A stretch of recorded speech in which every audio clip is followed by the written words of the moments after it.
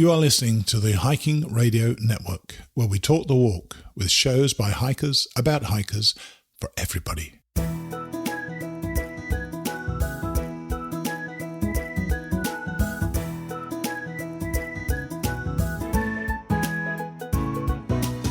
Mighty Blue on the Appalachian Trail, the ultimate midlife crisis.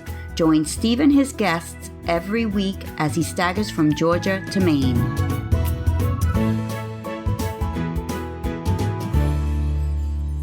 Hi, everyone. Thanks again for coming back to Mighty Blue on the Appalachian Trail, the ultimate midlife crisis. Once again, my name is Ryan Hopkins, or JR, and I'm filling in for Steve, or Mighty Blue, while he's on a bit of a sabbatical. Which has been good the last few weeks if you've been tuning in. So you may have noticed already by the title that today's episode is going to be a little bit different, and that's what we wanted to try with this kind of new season of the show. We wanted to try getting some interviews on the trail itself of current hikers.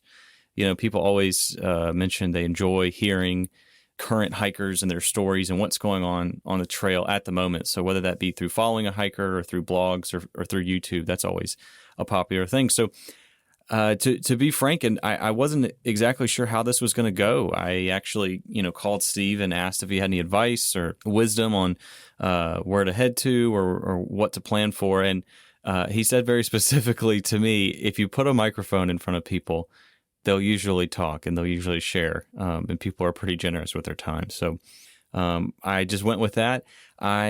Since I'm based in Asheville, I was looking for some areas on the trail that were drivable. And so I was looking in the Franklin area, Winding Stair Gap area, and I kind of thought that, Winding Stair Gap, it's right there on a major road. It's a ton of people coming in and out, be a lot of road noise, and would probably be a lot of people trying to get into town, get out of town, get back on the trail.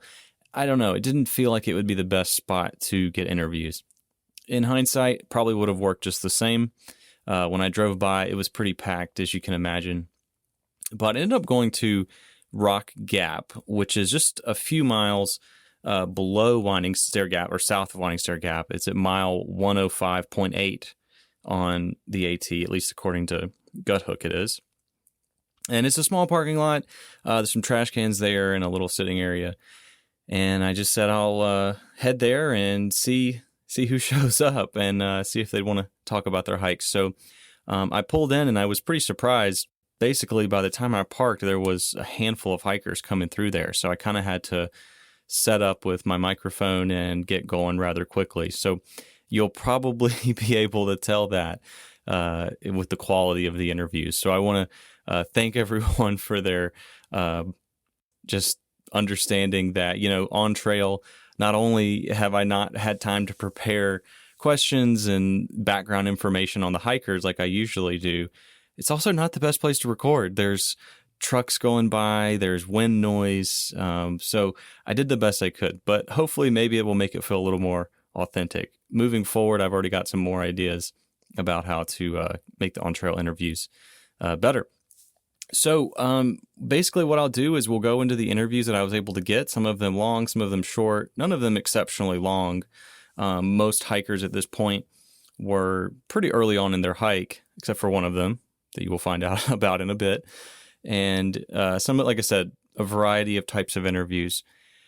First up, we're going to hear from the first woman that I interviewed. Her trail name was Gypsy. Very short interview. She was actually getting dropped off there by a shuttle, and the rest of her group had already taken off and left her for the most part. So she wasn't hanging around a long time to chat, but was still really kind enough to share some of her experiences about her hike. So without any further ado, we will get into some of the trail interviews, and we'll start off with Gypsy. All right, so we're out here right below Franklin, North Carolina with Gypsy. Gypsy. Now tell us how you got the trail name Gypsy. Actually, I've had the name Gypsy for 43 years. Oh, wow. So before the trail. Before the trail. I've hitchhiked up and down the East Coast. Neighbor of my grandmom's gave me the name Little Gypsy, and it just stuck. Right on. And so I've had it, and I kind of just live up to that name. Absolutely. So. Now, you and your group were in Franklin yesterday for resupply? Resupply, wait out the rain. Okay. We've already been through too many storms. Oh my gosh. So how's the hike been so far since you started? It was a lot, everybody glamorizes it on TV and stuff. Social media. Yeah, social media, and they cut out like the hard parts and stuff. But when you start, it is tough. It is a whole different animal. Like, it's not the same as hiking up the hills in your neighborhood and stuff. Have you done much hiking before this, or was this your first time doing backpacking? This is my first time doing backpacking. I've done lots of mountain hiking. Okay. Again, a whole different animal when you're carrying 40 pounds on your back. Absolutely. Wow. So your group you're hiking with, did you meet them out here? Did you come as a group? Did you start by yourself? Or? I started by myself. Okay. I met Just Meg the second day in, and I met Marimi the third day in. Gotcha. At Stover Creek. What would you say has been a unique element about the hike so far for maybe this year? Actually, we just talked about that last night. I think the unique part is that everybody comes out here to change or to meet a need or to seek, regrowth or reliving and stuff. But this year, all the people that are out here have just gone through a year and a half of isolation with COVID and everything else. Yeah. So I think that the pent-up energy and needing to release and reconnect with people has been really powerful. So you've been able to notice that just in conversations and everything. Wow. Yes. That's really cool. Yes. It's definitely a heightened element. Like being on the trail, you already expect to meet new people and make those tramolies and and have fun and make memories and stuff. But I think it's heightened this year. People just need to make those connections. Right on. Well, Gypsy, thanks for taking time today. Do you have anything you're looking forward to the next couple 100 miles or next section you're really excited about? I personally am excited to get to Virginia. Okay. First of all, because a lot of my family lives on the AT. I'm from Virginia, so I love it up there. My family lives right on the AT, right above Parisburg on the side of the mountain, the Big Stony Creek. And I'm also want to really do the whole Dragon Tooth Triple Crown area. McCaffrey Knob and beautiful. Stuff. Yeah. Awesome. So that's what I'm excited about. Okay. But right now, my goal is to get to the hot tub. We have a cabin already reserved, but we got to make the mile. That's awesome. Well, I won't hold you up any longer. Thanks so much for your time, Gypsy. Yes, thank you. Take care. You too.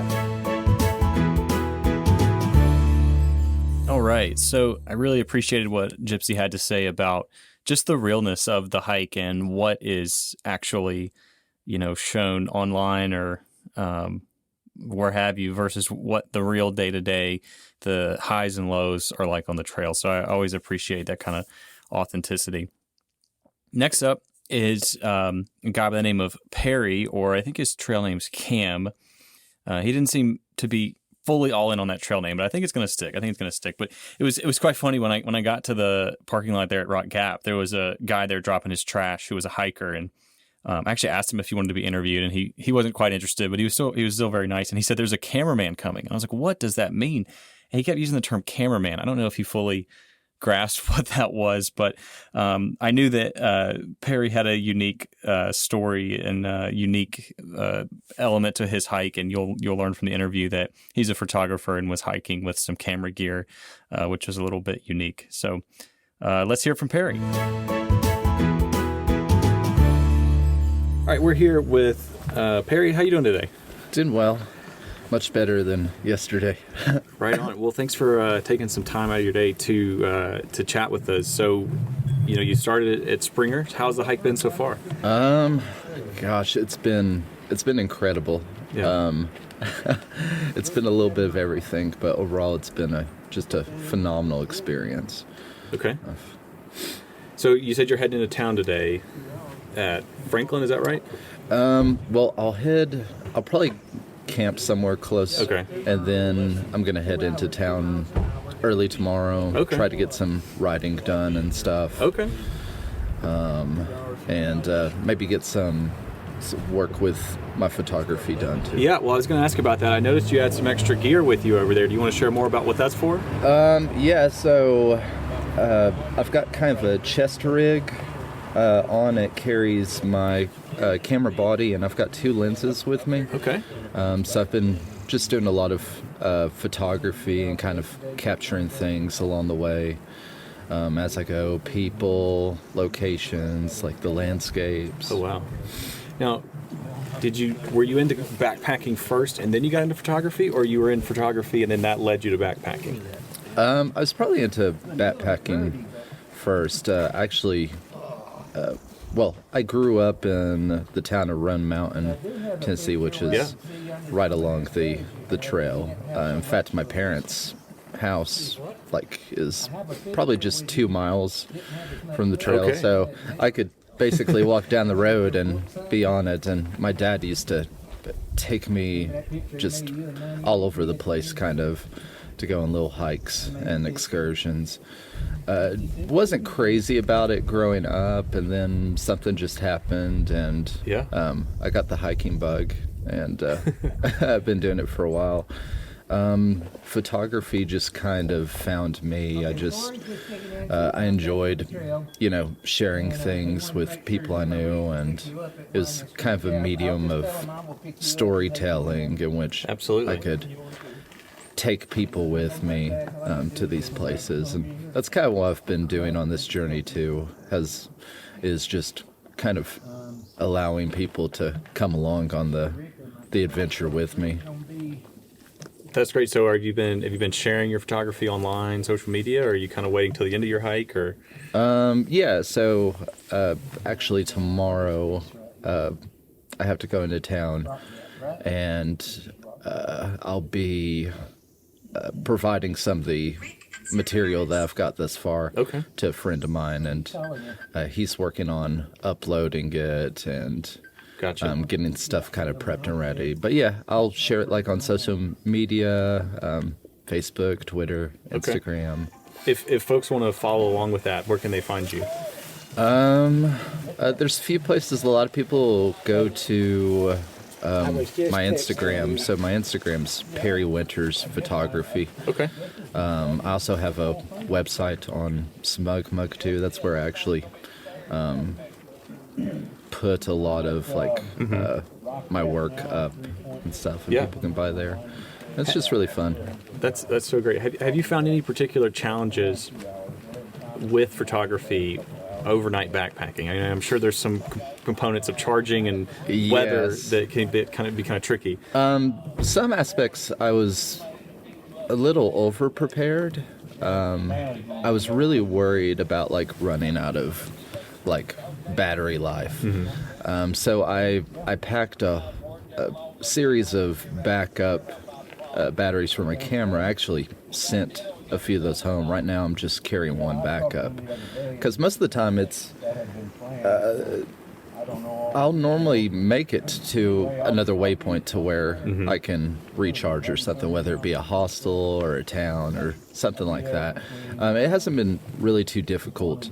I was carrying some excess gear that I mailed back really, really early in the trek. I do have to check things pretty regularly just to make sure that there's not moisture buildup or anything like that, because the equipment can be expensive. Oh, absolutely. Replacing it can be expensive too. So I have to always just make sure that it's in tip-top condition.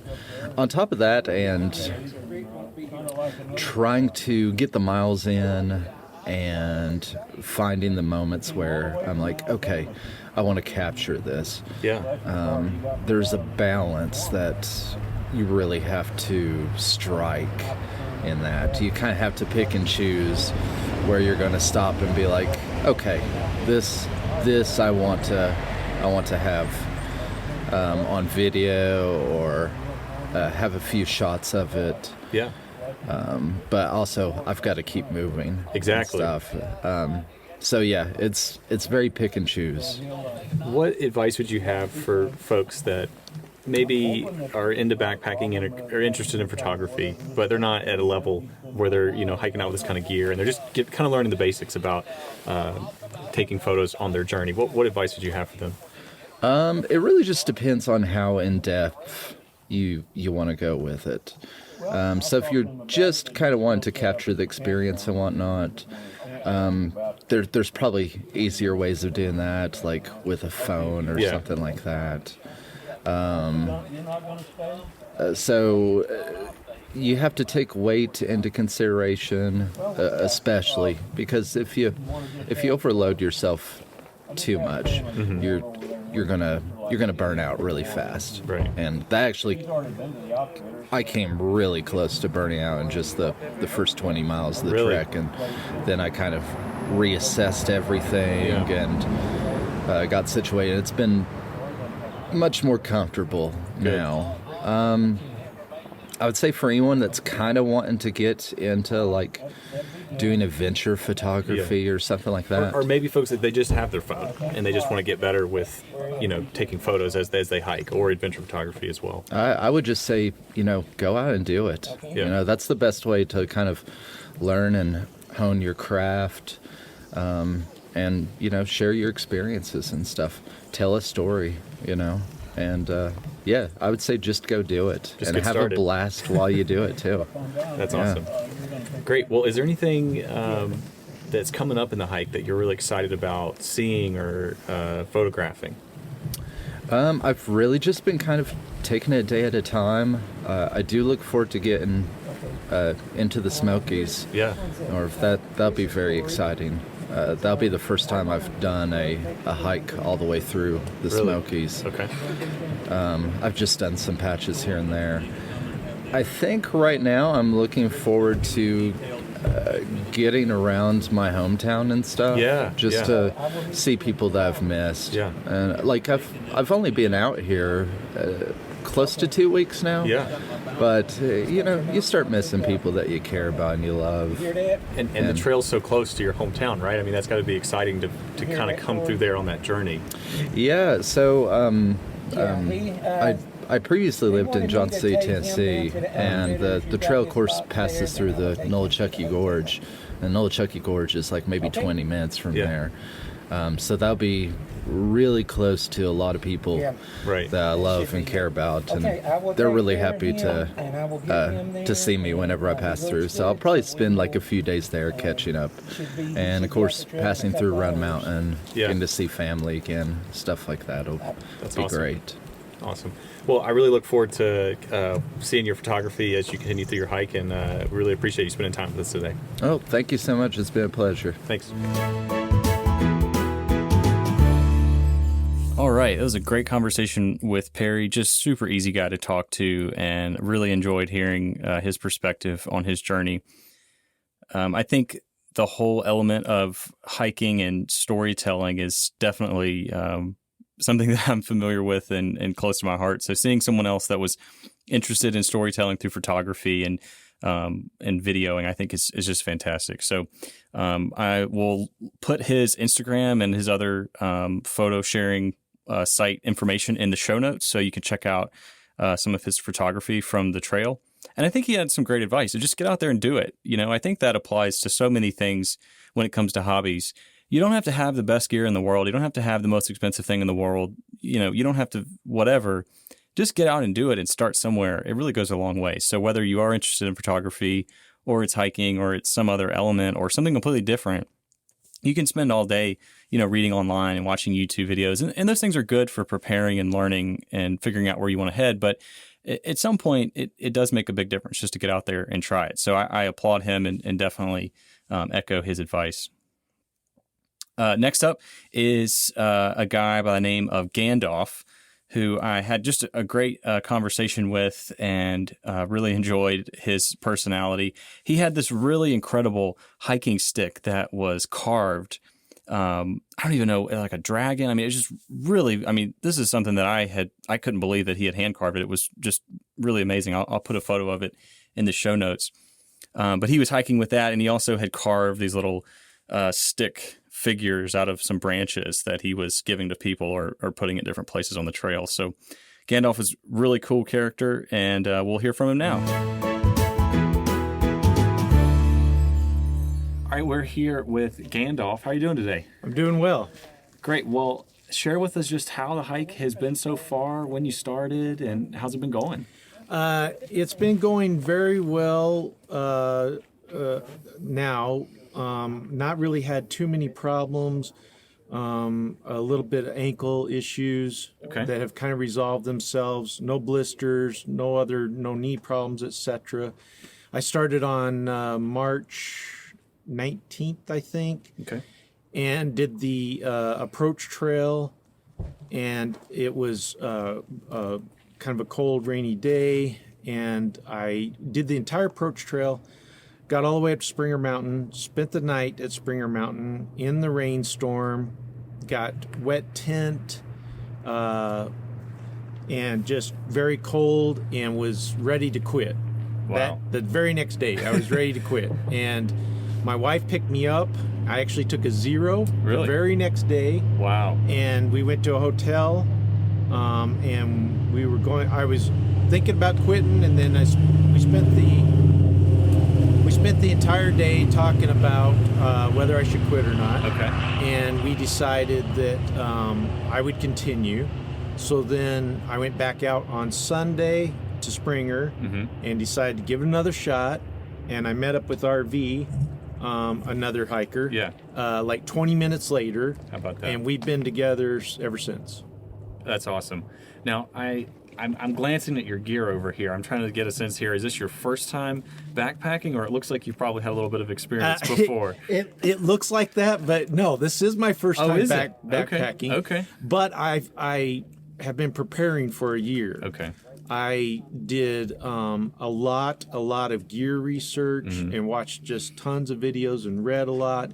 And then I tried to get into shape by doing a lot of walking and hiking. And I think I probably walked about 900 miles in 2020 to try to prepare for this, although nothing really prepares you for this. But yeah. Was that near the AT or near other trails, or where was that? I live in St. Louis, so I live right next to the Katy Trail. Okay. And I would do most of my walking on that, but the Katy Trail is nothing like this. It's just a flat trail. It's not anywhere near as difficult as this. So it was more just walking. But I did try to, in the last couple months before I came out, I did try to walk with a pack on. Oh, gotcha. Okay. So has anything surprised you so far? I mean, and obviously you told us about kind of the rocky start there, but is anything, with all that research and data collection you did for the last year, has anything been surprising or kind of caught you off guard?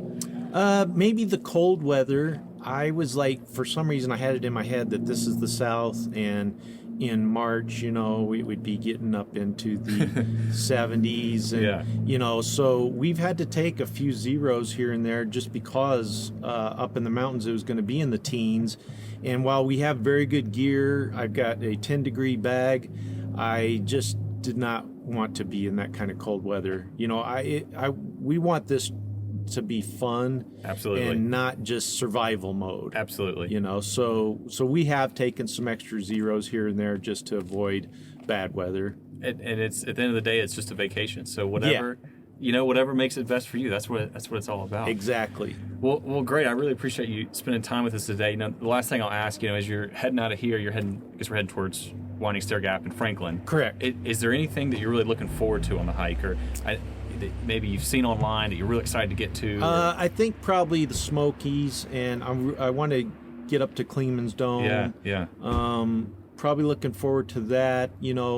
Of course, love the thought of the challenge of being up north, the Whites, and etc. So I'm hoping to be very seasoned by then, and and it's hopefully not too bad. But I think that I'll be totally prepared by then. I mean, right now I'm very happy with the fact that, in just these past few weeks, I successfully have carried all my food, carried all my shelter, hung my bear bag, cooked my food, so it's very rewarding to know that you can survive like that. Absolutely. Now, I might have misheard. I was doing a little bit of eavesdropping, but I think I heard some folks talking about you having a YouTube or blog or something. I do not. I have a Facebook page that I have made public. So and So all my friends are on that, of course, Okay. and then my uncle's been sharing those Facebook posts Oh, I over see. onto the Appalachian 2021 class I got you. Facebook. So no, I don't, and I That's didn't know fine. that I was going to really write anything. Yeah. I just kind of started doing it, and now I've continued it. Yeah, there's no wrong way to do it. Well, folks can keep up with you there, I'm sure. Yeah. Well, best of luck with your hike, and thanks for taking some time today. All right, thank you very much. All right, so it was a great conversation with Gandalf. I really just appreciated his just honesty and authenticity, especially about the beginning of his hike and thinking about quitting. I think that just being vulnerable about it and being straight up about it, I am always a fan of that, and just a joy to talk to. And I love seeing those stories of how folks meet friends out there, make connections with complete strangers. Him and RV had just recently met, and just seeing them joke around and chat with each other, it looked like they'd known each other for years. So I think that is really something special. All right, so the last trail interview here that I was able to get, I'm almost at a loss for words to talk about this one. This was complete luck. You'll tell by the interview, I wasn't nearly as prepared as I should have been to quite realize who I was talking to. But when I got there at Rock Gap, this was pretty quickly. I had heard that there was an older gentleman passing through and I should talk to him. And I was, still in the process of setting up when he came through, but I was able to chat with Nimblewill Nomad. And many people know his story. I wasn't as familiar as I should have been, but my goodness, what a remarkable person. I've just been blown away in hindsight that I was able to chat with him. And I've been on his website and looking at his books and looking at his story.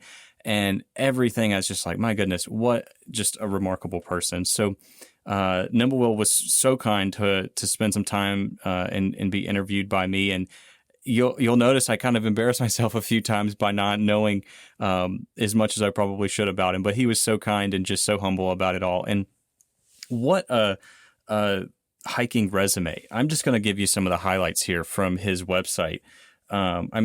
Obviously a triple crowner. He's hiked the AT, Pacific Crest Trail. He's hiked the Arizona Trail. Let's see some others here. The Pony Express National Trail. Let's see here. We've got Oregon National Historic Trail. The list goes on and on. I'll link his website in the description. But the amount of scenic trails that he has done, Route 66, all the way from Chicago to LA, I believe, just remarkable. He's been backpacking pretty consistently since 1998, and I just an honor to chat with him. So we'll get to the interview, and I will do a little bit more of a discussion about him afterwards. So here is Nimblewill Nomad.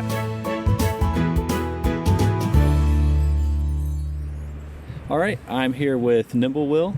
Is that right? That's right, Ryan. Right on. Well, thanks so much for taking time to talk about your hike. How have you been finding it so far? This is going to be memorable. Wow. I found out that my legs are going to come back under me again. Okay. I found out, to my amazement, that people along the trail know me and they greet me and they encourage me, and that's such a fine thing to experience day to day. The weather has been agreeable except for yesterday. When I did my northbound hike in 98 from Key West to Cap Gaspé. Wow. The first 50 days I spent in Florida. That was the year of El Nino, 98. I was rained on 47 of those 50 days. So I've been, just yesterday really is all the rain. And I'm on day 50 now out of Flag Mountain, Alabama. So yeah, man, oh man, I don't think it'd be going a whole lot better. And I'm getting support. Yeah. Folks supporting me. And this what did I say? It's a hoot. That's what it is. This thing is a hoot. That's amazing. Now, it sounds like this is not your first time with backpacking and hiking, is it? No. Been doing it a little while, huh? Tens of thousands of miles, maybe. Oh my goodness! Wow. You heard of the Triple Crown? Oh, absolutely. You know what those trails are? Absolutely. Well, let's test your knowledge a little further. Do you know how many national scenic trails there are? Oh, that's a tough one. You put me on the spot here. I want to say... It shouldn't be tough. I want to say there's 18.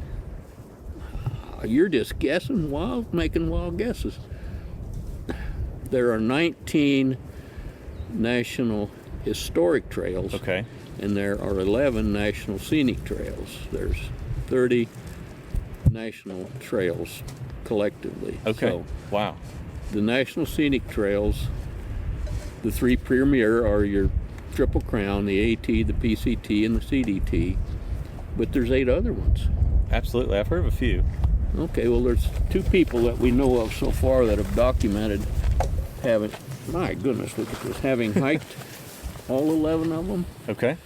Bart Smith pulled it off in 2011, and yours truly did it in 13, all 11 of them. Oh, my goodness. Finished the last one in 13. That's incredible.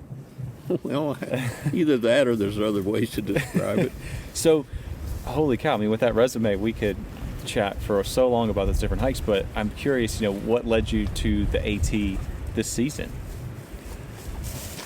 I don't know. I tend to shoot my mouth off about a lot of things. And many of the things that I talk about are nothing but pure blessings that have come to me that I have no right to have any ownership to. But I've got amazingly good health. Are you aware how old I am? I would love for you to share. I didn't want to ask just yet. Well, I turned 82 last October. Oh my goodness, that's amazing. Well, my dear friend, his name is Greybeard.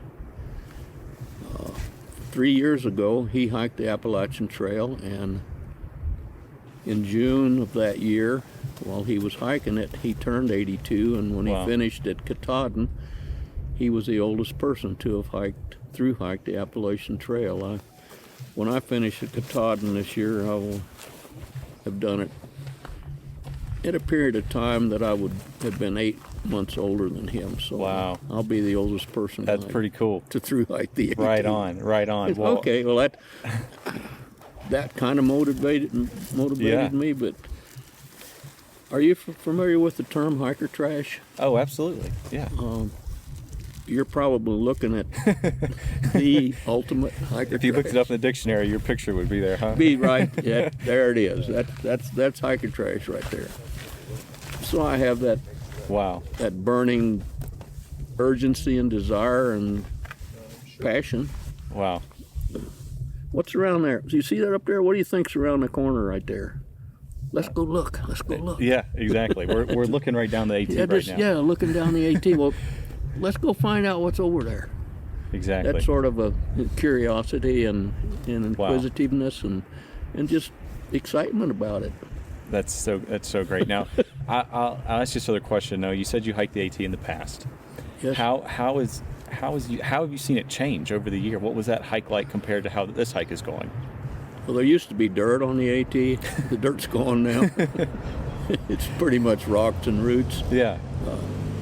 How anybody could attempt and outdo someone who did this years ago as far as FKT, you know what FKT is? Yeah. How they could accomplish an FKT through what this trail, the way it exists and the condition of it now would be pretty incredible. But they do. So the trail has taken a pretty serious beating. Yeah. I call it the Vibram Army.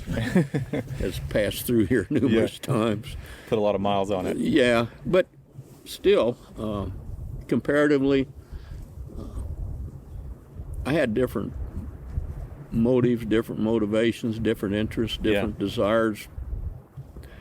I hiked this thing, or started hiking it, over 35 years ago. I was attempting a section hike. Right. And I made it to Duncannon, got across the Susquehanna and the Juniata up on Peters Mountain over there, and that's as far as I ever got on that section hike. I've done 2 through hikes since then, but this is 35 years ago, and the trail is... Wow.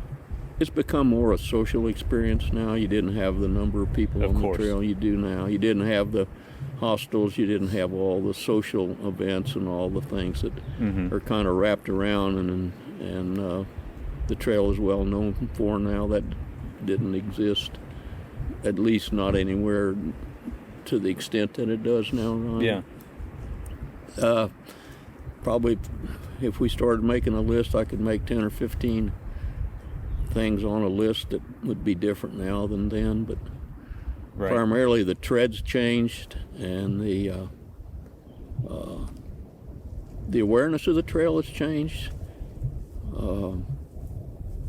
I think through hiking the AT still today is a very exciting thing, and it's a goal that people set and can still accomplish, probably have as much meaning now as it ever has had. Absolutely. And I guess that's why you got so many people on the trail. Right. Wow. Well, I'll let you get to your lunch, but thank you so much for just spending a few minutes with us today. A lot of folks are certainly rooting for you, and you were so kind to give me your card. We're going to want to check in with you after your hike is finished and hear how it went and hear all the exciting stories that come from it. I invite you to come to Flag Mountain, Alabama. Right on. And spend some time. I really appreciate that. And a place that you can stay, and we got trails all around there. We'll just have a great time. That's amazing. And you were saying that's really where the Appalachians start. Appalachians start at a place called Flag Mountain, Alabama. Yeah. I caretake that mountain. Wow. I'm a caretaker there. And I'll be back there this fall, hopefully, good Lord willing, and it'd be great to see you again, Ryan. That'd be great. Well, thanks so much for your time, and we'll let you get to your lunch. You're welcome. Thank you. Such a great conversation with Nimblewill there. And, I just listened to it again. You can almost feel it, or maybe I can since I was there. You can almost feel it in my voice when he tells me some of those components of his story that I wasn't aware of. Like when he told me that he had truly hiked all of those trails, and now I'm seeing it on his website. When I didn't even know how to respond. I mean, that just really blew me away. And that's such a passion of mine, and to meet someone that has seen that value and committed their life to taking on long distance backpacking, long distance journeys like that. It just really blew me away. So I'm a little bit of it's embarrassed, but I'm also not, just because it was a genuine reaction, and especially hearing about his age. And when he gets to Katahdin this season, he'll be the oldest person to have hiked the Appalachian Trail in a through hike. And I love that. I think there's so many components of that are inspiring, but I think it's a good reminder as well that whatever it is in your life, you're passionate about, interested in, hobby, professionally, fill in the blank, there's always a time for it, and it doesn't quite matter your age. It's just kind of where your head and your heart's at with it. So just an inspiration. It was just a gift to get to chat with him. I really encourage everyone, please check out his website, nimblewillnomad.com. I'll link it in the show notes. He's doing daily blog entries on his website. He was even kind enough to post a little thing about our chat and a link to the Hiking Radio Network on his blog. So please follow his blog. I know he's got a lot of people rooting for him, but I'm sure that he would appreciate the support.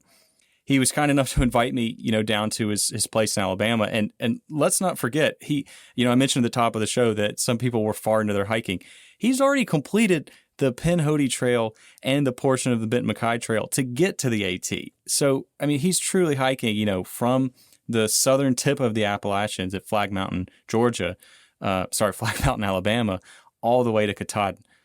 Absolutely incredible. And to be, 82 going on 83, completing that journey is really something that is, I will cherish that conversation for quite a while. So he was very kind with his time, very humble. And I mentioned to him that I would hopefully be doing some more interviews in Virginia, and we're hoping to catch back up there and even chat again once his hike is completed. So I was so worried about actually getting to chat with hikers, and I was so nervous that I would show up and no one would be there and no one would want to talk. And I feel like I got incredibly lucky, and it was a really special day across the board, being connected to the trail like that. So thanks everyone for listening to this kind of new way we were doing the show for this season. I hope these kind of live interviews on trail are interesting to folks. We'll try to do a few more, of course, throughout the season. There will come a time when most of the hikers and The bubble per se is past my driving radius, and this won't be as possible. But while it's still an option, we definitely want to take advantage of it for sure. All right. So with that concluding, I think that's time for me to pass it over to Steve, who's going to catch up with Phoenix on her thru hike. Thanks, Ryan. Another great job you've done this week. I was particularly struck by that awesome interview with Nimblewill Nomad. He wanted to talk. Like me, you let him. Great stuff. And I know that you're snowed under with work right now, so I really appreciate you stepping up and keeping the show on the road. Your dedication is certainly paying off as our numbers are staying up and people have continued to donate to the show. So you can tell that people value what you're doing. This week, we need to thank a few of our donors once more. First up, our monthly donors. And Suzanne Johnson is still with us, so thanks for that, Suzanne. Also, Joseph Young donated to the shows, as did Dan Dusterbeck, who also wrote, "Keep up the great work, Ryan. Best of luck from Kona." Thanks, Dan. And then, just to prove what a great job he's doing, Nimblewill Nomad himself made a very generous donation. So thanks to everybody who continues to value what we're doing and who want these shows to keep coming your way. I've got another announcement to make today, but I'm going to leave it until after we hear from Katie, who will be on in a moment. But I just wanted to remind some of you that I have a virtual walk coming up for a fantastic local charity that focuses on parenting and making stronger families. The basic deal is that you can join Mighty Blue's Tramily and you get sponsors to either walk as well or sponsor you in your walk. We'll be trying to walk 10,000 steps for 10,000 families, which is pretty much 5 miles in total over a period of 10 days, from Monday, May the 17th to Thursday, May the 27th. I think pretty much anybody could do 5 miles in a 10-day period. If you'd like to support the charity, I've put a link in the show notes to the groups, including my own, and you'll be benefiting children you may never get to meet, but who will know that somebody cared enough to help them. That is a pretty powerful thing. So now, let's hear from Katie, and as you'll discover, as it always is, it's the knees. So we're on with Katie again. Hi, Katie. How are you? Hi, Steve. Doing pretty well. Well, you just mentioned to me before we actually started the recording, you said that your knees are feeling it. So how far are you actually into the hike? Yeah. So about 5 miles short of Hot Springs. Okay. So in Hot Springs is 275. So Wow. I am, I guess, about 289. Wow. How now. about that? Yeah. Yeah. I mean, when we last spoke, you were in Gatlinburg, and so I'm going to go work our way through it. So you left Gatlinburg, and I know that the second half of the Smokies for both of my hikes was bloody awful. It was snow and everything like that. So what was the second half of the Smokies like for you?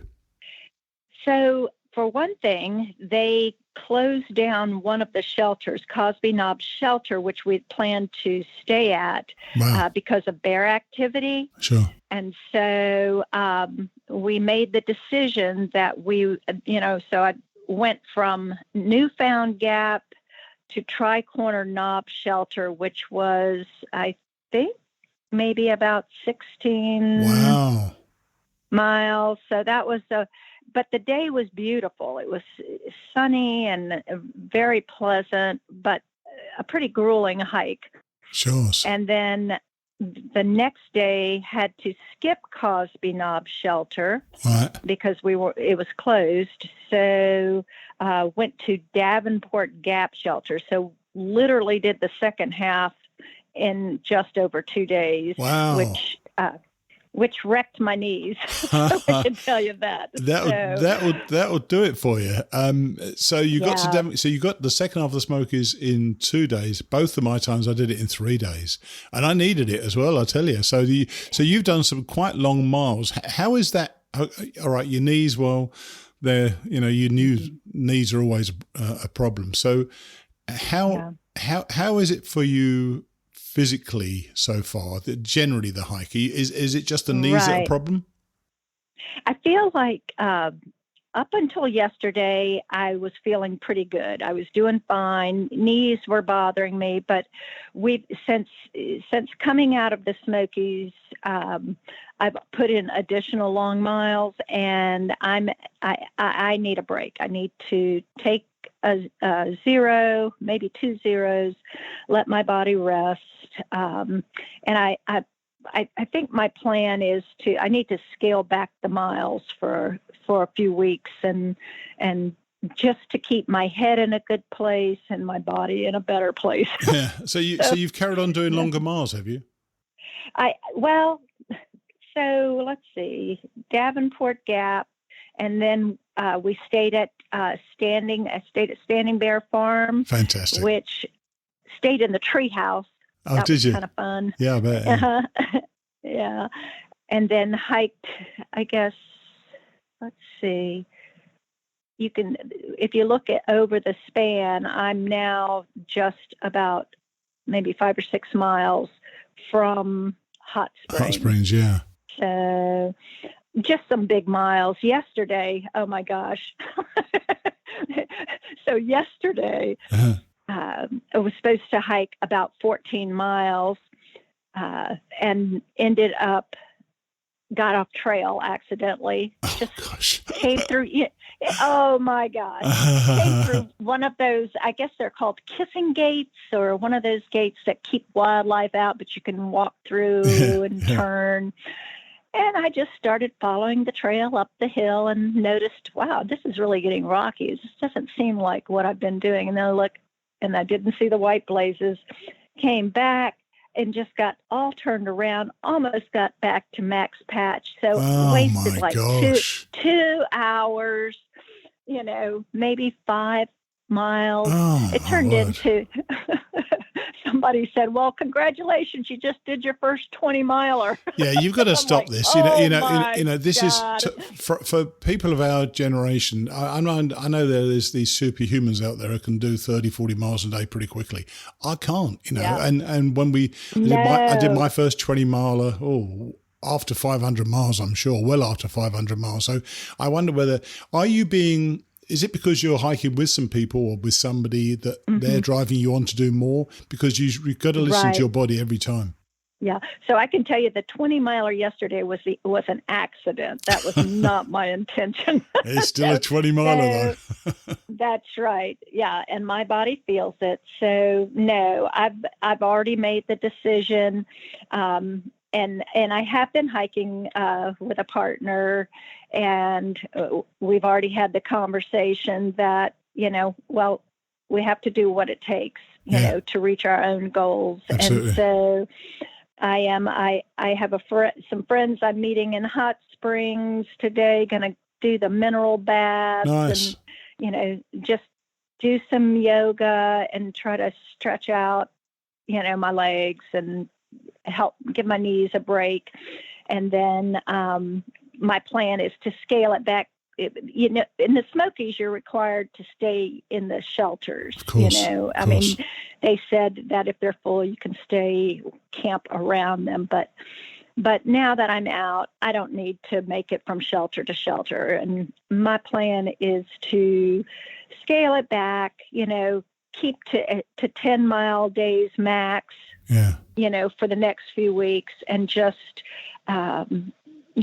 really take my time. It's almost like you're trying to ease yourself back into it, because things never go to plan on these hikes. You've done your accidental 5 miles, and you've done a 20 mile, you've done 16, you've done some sort of darn good miles. I want to step back a sec. Max Patch, what was it like when you went over it? Oh, beautiful. Oh, so beautiful. And I guess they're field sparrows, but the birds were just singing, and just the views were beautiful. Yeah, so it was sunny and, mild temperature. Beautiful. And of course, because I got turned around, I almost got to go up it again, but I didn't. Well, that could have been good in some ways, I suppose. When I saw it again I said, are you kidding me? Now, we've said you're over 250 miles. In fact, you're 275 miles or whatever it was. And you understand the physicality, and you're going to do something to redress that. What about how are you holding up mentally, and is it impacting you mentally more than you thought it might? Okay, I can tell you that the two are very connected. Sure. The physicality and the mentality. And yesterday, after doing the accidental 20, I was feeling it emotionally. It was the first time that I really felt, this feeling of despair and kind of, and it came in the evening. It was like, oh my gosh, what am I doing to myself? So I feel like to do the hot bath, the hot mineral bath and at hot springs will be good for my legs and knees, and a couple of days to just start stretching out again. And, I mean, just some gentle stretching will make everything feel better. I think certainly I found it, and I think other hikers we've had on the show have felt that the mental part of it, you're strong enough, you think you can make this going forward, and you can keep pushing forward. But I think the trail, there's something about the trail or being on a long distance trail that exacerbates your whole range of emotions. You're very happy, or you're kind of down, and you're doubting yourself. Have you actually doubted your ability at any stage to be able to do this? I haven't, and there's a reason why, because I refuse to put my head in that place. Right, good. So the way I look at it is, here is an issue, you have to address the issue. Sure. And same with yesterday, when you've realized that you've spent almost an hour and a half just wandering. Yes. Wasted time. it would be easy to really upset yourself. So I just said, stop it. Don't go there. Sure. Get back on trail, walk. And then, then I started allowing myself to see the beauty of the trail and stop making it even when you weren't on it. Yeah, even when I wasn't on it. But, things like all of the wildflowers they're just everywhere. Yeah, so lovely. That was beautiful. And then I came around this one bend, and here's this tree that has to be 500 years old. Wow. It was massive. And I said, hello, Queen Mother. Just, being able to, we talked before about that second arrow, being able to say, okay, wow, that was really disappointing that you did this, but moving on, not allowing your head to go in that space. And I think that's a great lesson for life. You can only go forward. You can't go backwards. You can't worry. You can't undo something you've done wrong. It's just done. That's it right. becomes a story. That's you tell right. people in the future, I went wrong for 5 miles and I nearly went over Max Batch twice. Fantastic. Move on. It's great. Yeah. So is the hike what you thought that it was going to be like, or is it, I'm going to ask you what the best and worst surprises were in a minute, but is it what you imagined it to be? I don't think I could have imagined it. I tried, but for me, it's to see literally watching the spring unfold. Like one day it's wintry and blustery, and the next day you're on another ridge. Sure. And there's wildflowers, and it's warm, and you're putting on sunscreen. So that part I didn't imagine. I thought there would be more of a steady weather, but it's ridge to ridge changes. Yes, amazing. With the elevation, and especially in the mountains as well. Yeah. Yeah, that keeps it quite interesting, because you can see by the flowers where the spring is at any given time. So that to me is remarkable. I do have to say that I'm not a fan of shelter life. It's probably not for me. Yeah. I love the people I've met. I don't like sleeping next to strangers. Right. But is this your old school gentility creeping into? Yeah, because the kids don't care, do they? They just sleep anyway. They couldn't give a crap. Probably not, Steve. But there is the whole thought of sleeping with someone who's snoring next to you, and and you don't even know their name. Nice. So your good surprises are the flowers and the changing weather, and your bad surprise is the shelter. That my knee, and that I am a mortal human being. Well, that's a wonderful thing to recognise. I am not a machine. Has the hike taught you anything about yourself that has surprised you? Yeah. I think a couple of things definitely, that I do tend to push myself past what is reasonable, I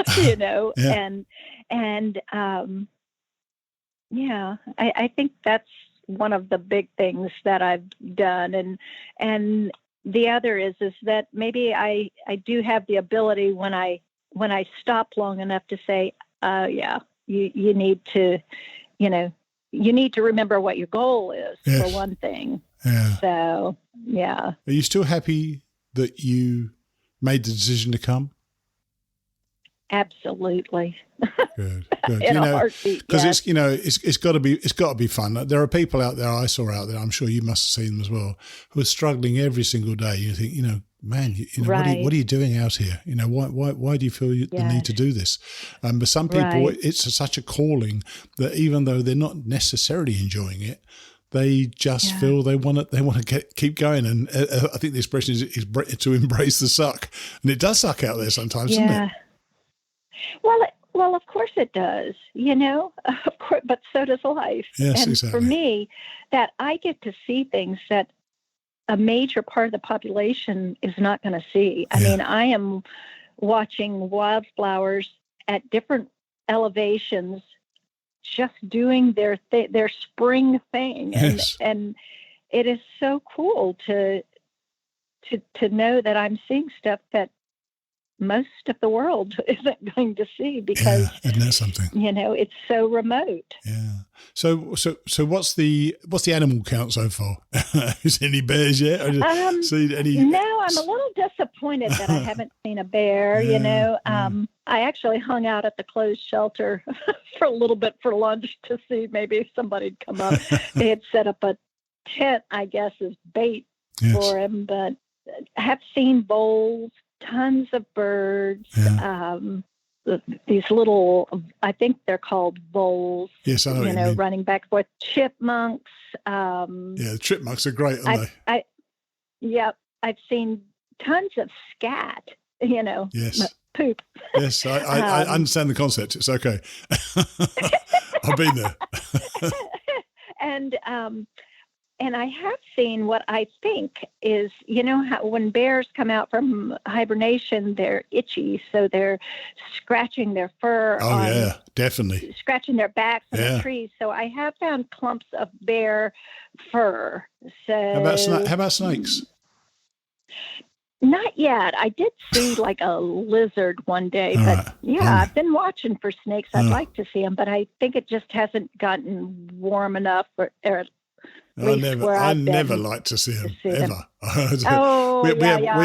We had one in our backyard the other day, actually inside the lanai, which was a bit of a drag, but eventually we got rid of it. But man, they move so darn fast, they really do. But look, I'm glad you're enjoying it still. And I totally applaud your decision to rest up. I think it's a good idea. Give yourself a break. And hot springs, there can be a few better places to do it. So enjoy yourself there, and we'll catch up again next week. Okay. All right, Steve. Thanks a lot. Okay. Cheers then. Bye. Okie doke. Bye-bye.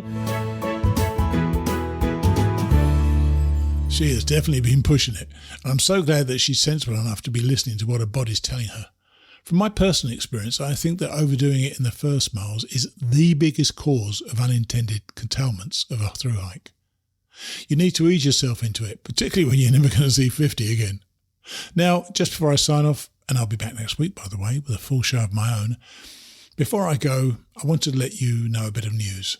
Those of you who follow the show over the years will know that the John Muir Trail has been in my mind, especially because I've never been able to complete it. I've tried and failed twice. The altitude always kicks my butt. And some of you have heard recently that I tried again for a permit this year, and I never got lucky enough. Well, one of our very kind listeners wrote to me and said that she's prepared to let me have her 4 permits for late July. So Julie Gayhart, or Jester, 2 of her friends and I are going to be tackling the trail after all. If any of you have ideas for resolving the altitude issue, well, I'd appreciate your advice. Email me at steve@hikingradionetwork.com and we're going to try to make this 3rd time's the charm. I'll see you next week.